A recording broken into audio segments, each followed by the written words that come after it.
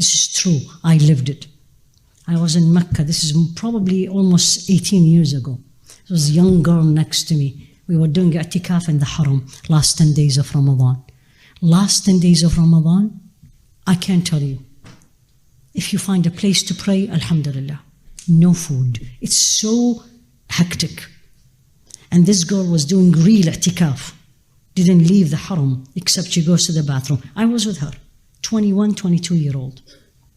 After Asr, if you are in Mecca, in the Haram, then places becomes impossible.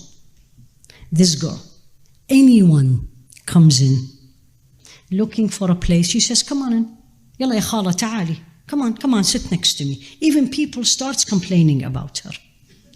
Honestly. And then just before Maghrib, where you're now ready, and she disappeared.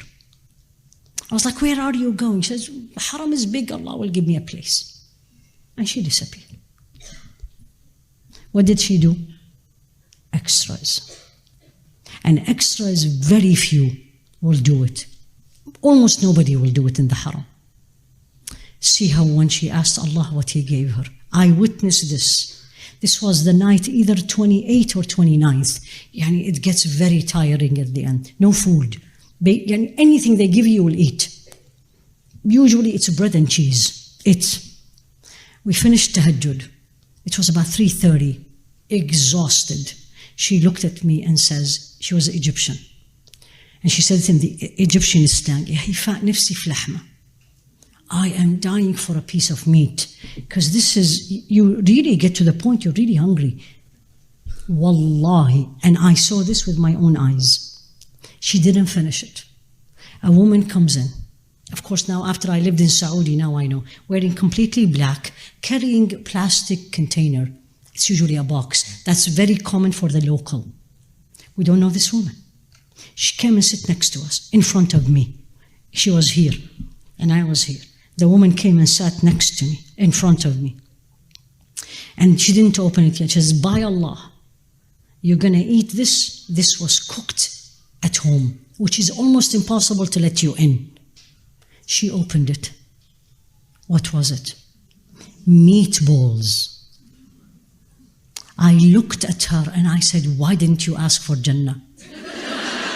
Honestly, I was like, who cares about meat?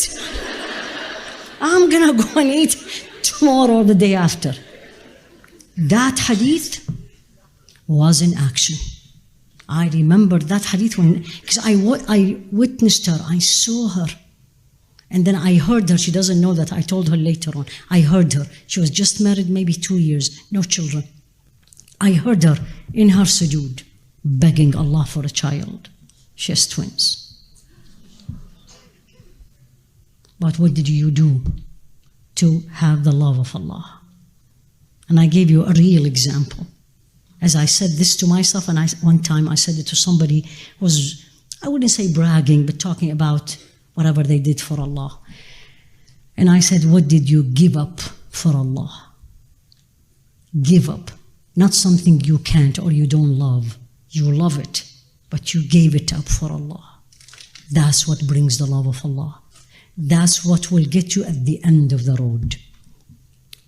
At the end of the road, you have passed this, you know where are you, you took the steps, you're serious, you fall, you get up, no problem. You start removing haram from your home number one, and then you remove what you like, but they are taking you away from Allah, and you put Allah number one in your actions, in your deeds, in your words, in your law, in your life, and wait for miracles afterward.